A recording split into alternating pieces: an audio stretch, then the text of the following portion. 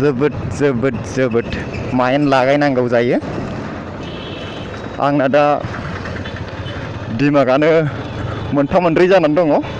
फार्स्टिं रायज्लायबाय थानाय आरो फार्स्टिं बाइक कन्ट्रल, फार्स्टिं मेगन।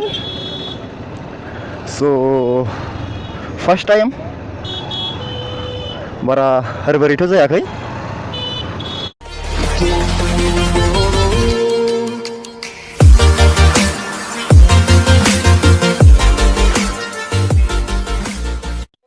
Hey guys, welcome to the back my channel.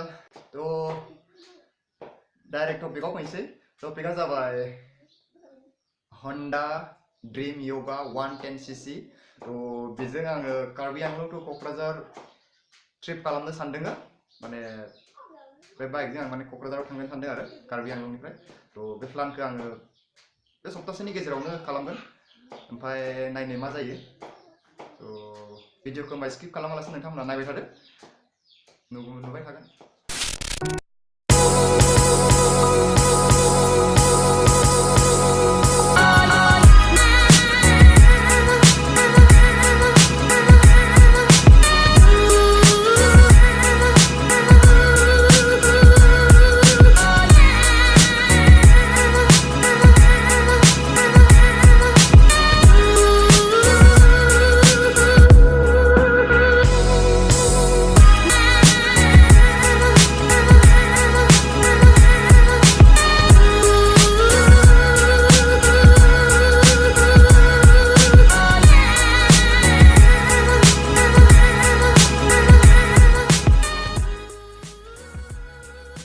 So, दायो आं रेडि जाबाय। एबा ओंखारलांसै लासैनो।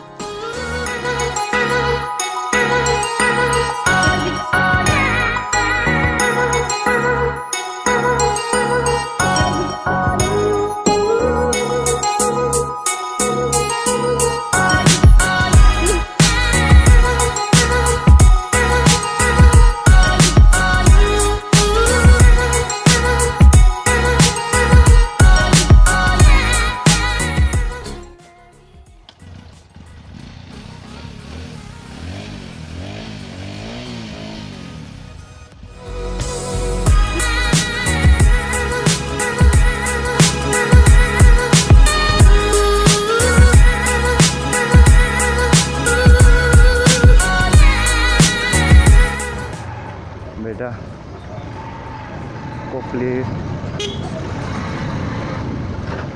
कप्लि दै मोनबाय। कप्लि ब्रिज नोंथांमोना नायनो हागोन। बियो कप्लि दैमा। स' दैया फुरा रानखावनाय। बेयो सिगाङाव डेम दङ, पावार हाउस।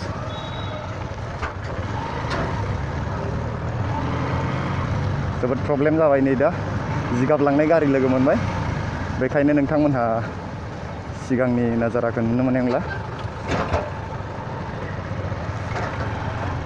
बे ब्रिजनि सिगांखौ नुनो मोननाय नंला नोंथांमोनहा। स'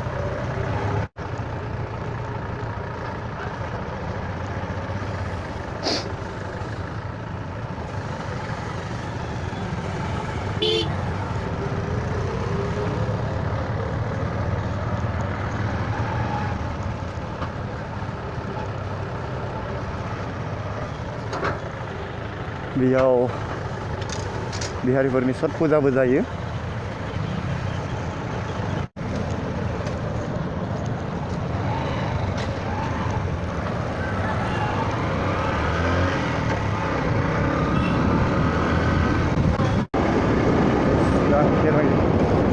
टाउनखौ बारबाय आरो बेयाव सफैबाय पुलिस थाना हेर'निनि।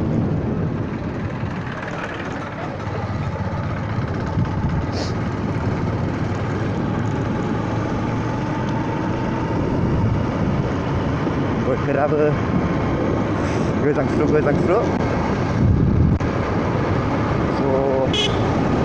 फर्स्ट टाइम आंनि बेयो राइड बिदि मट' ब्लग। बेनि सिगाङाव आं मट' ब्लग बानायफेराखैमोन।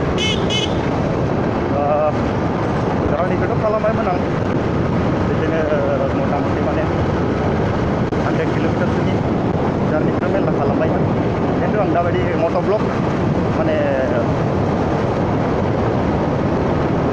रिकर्डिं लोगोसे बिदि बुंलांबाय थानाय आरो लोगोसे बिदि केमेरा साफायबाय थानाय बिदिखौ आं बे बारनि थाखाय फार्स्ट टाइम नायलांबाय थानो मा एक्सपिरियेन्स मोनो। दा आं मोननो नागिरबाय केर'नि सारियालि बेदि कार्बि आंलंआवनो। दा केर'नि सारियालिनिफ्राय नोङो आं दा सिदा थांबा लंका मोनहैगोन नगाव डिस्ट्रिक्ट सरि दाथ' बजाय जाबाय गोदो नगावमोन। आरो आंनि आगदाथिं थाङोबा नोंथाङा डिमा हासाव हाफ्लं बायदिसिनाफोराव थांनो हागोन। बेयो केर'नि सारियालि। दा बिजों थाङोबा नोंथाङा हाफ्लं ओमफ्राय आं दा सिदा थांगोन आं लंकायाव थांगोन नालाय सिदा थांबाय। आं दा लंका मोननो नागिरबाय। लंकाया बेनिफ्राय बारा गोजान गैला आरो 2-3 किल'मिटारसो जाबावगोन। Welcome to Lanka town. Lanka town हाबबाय। लंका टाउनाव नैबे ट'ट'खौ जोबोद नुनो मोनगोन। बिराद ट'ट' सोलियो लंकायाव। बे ट'ट'खौ बुहुत जायगायावनो बुहुतटा नाम होयो। लयार आसामाव बेखौ फिरफिलि बा फिरफिलाबो होनो। बेनिफ्राय जोंनि जिथु मिडिल आसामाव बेखौ टमटम होनो। आरो आपार आसामथिंजायबो टमटमखौनो होनो नामाथाय, नाथाय आं आपार आसामखौ बारा मोनथिबाङा। बाट लयार आसामाव बेखौ फिरफिलि होनो। लंका टाउन नायनो हागोन। लंका टाउन हाबबाय। दा आं जिथिंजाय दङ बेखौ शिलं रड। आं दा आवगायगासिनो दङ मेन टाउन गेजेराव। बेखौ शिलं रड होनो बिथिंजाय। जाय नोंथाङा शिलंबो थांनो हागोन। जिहेतु आं दहाय केर'नि सारियालियाव बुंबोदोंमोन हाफ्लं थाङो होननानै, बे हाफ्लं साइडथिंनो नोंथाङा शिलंबो थांनो हागोन। शिलंआबो बारा गोजान नङा, जोंनिफ्राय सर्टकाट थांनो हायो। गुवाहाटि जागलायनानै थांनाङा, बेजाय सर्टकाट दङ। बेयो लंका टाउन। जोंनि गारिखौ बेयावनो मोनगोन जुदि नोंथाङा जोंनि जायगायाव थांनो सानो जेंखायाव। जोबोद माइन्ड लागायनांगौ जायो। आंना दा दिमागानो मोनथाम मोनब्रै जानानै दङ।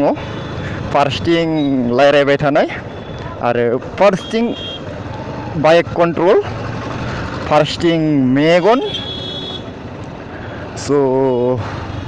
फार्स्ट टाइम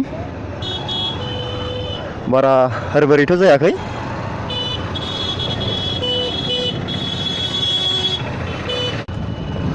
लंकायाव दिनै मानदे, गाबोन टिउसडे, गाबोन बाजार जायो लंकायाव। जोबोद भिर जायो। बेफोराव बाइक सालायनो बिराद प्रब्लेम जायो। एकदम लासै लासै सालायनांगौ लगा जायो। बिराद मानसि भिर जायो।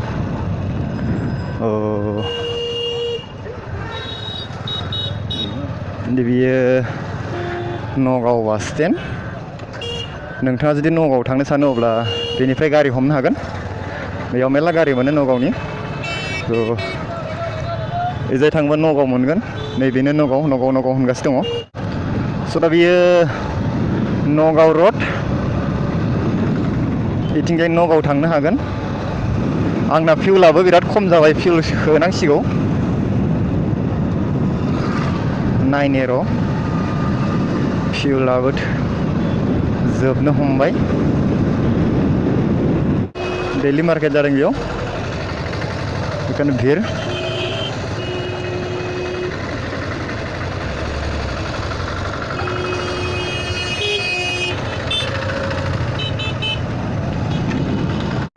लंका रेल गेट मोनबाय। बेयो आंनि लेफ्ट साइडथिं थांबा गुवाहाटि आरो राइट साइडथिं थांबा लामडिं डिमापुर तिनसुकिया डिब्रुगड़ थांनो हागोन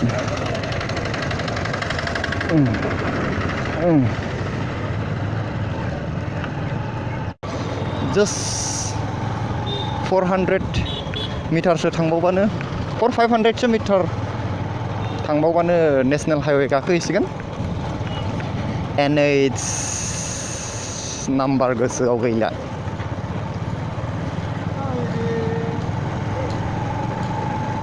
हाइरड मोनहांसै समाव बिराद गाज्रि रेलवे गेटनिफ्राय सो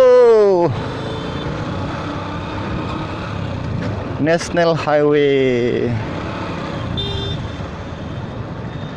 NH 27 Angka Lamding Road, Silsor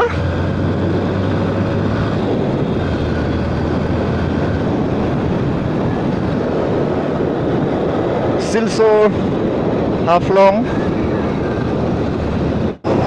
Lamding Maibong so Kokrajharaव थांनो थाखाय एसे थियारि जाखादों एसे प्रेक्टिस खालामबाय दं कार्बि आंलं टु क'क्राझार प्लेनिंआ जुदि साक्सेस जायो अब्ला आंनि लाइफआव फार्स्ट टाइम लं जार्नि एबा लं जार्निजों लोगोसे आंनि फार्स्ट मट' ब्लग दा आं प्रेक्टिसाव दङ बारा बुंबांनो रोङा मानो होनबा गोदान ब्लगार ना स' लासै लासै एक्सपिरियेन्स जालांगोन लासै लासै रोंलांबाय थागोन दिनैसो फार्स्ट टाइम मट' ब्लगाराव बेखायनो बारा बुंनायफोरा स्पष्ट जायाखै बा बुंबांनो रोङा खोथा ओंखारबाङा खुगायाव थेवबाबो सेस्था खालामदों मोजाङै रोंनो मोजाङै होननो सेस्था खालामदों so enjoy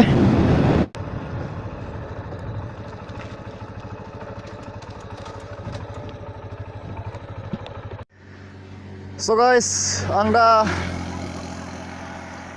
दा हाइरडआवनो लाखिनानै दङ बेनिफ्राय आं दा भिडिअखौ बेसेबांनो फोजोबनो सानबाय स' आं दा लंकायाव हाबफिननोसै आं जेथिं दहाय फैदोंमोन बिजाय नंला आं दा बेलेग रडजों हाबनोसै लंकायाव लामडिं रड जानानै हाबनोसै आं लंकायाव स' दिनैसिम भिडिअआ इसेबावनो आं माने जास्ट प्रेक्टिसल' खालामनो फैदोंमोन आङो ओमफ्राय प्रेक्टिसाथ' जालांगोन लासै लासैनो जुदि बानायबाय थायोबा जालांबाय थागोन ओमफ्राय आं बे भिडिअखौ बेसेबावनो फोजोबनो सानबाय मानो होनबा भिडिअआ ओरैनो गोलाव जालांबाय थागोन बेखायनो आं माने बेसेबावनो फोजोबनानै भिडिअखौ दोनथ'नो नंबाय स' गोजोन्थों बेसेबावनो भिडिअआ नायनानै जुदि मोजां मोनदों नोंथांमोना अब्ला लाइक खालाम शेयार खालाम आरो साबस्क्राइब खालामनो दाबाव गोजोन्थों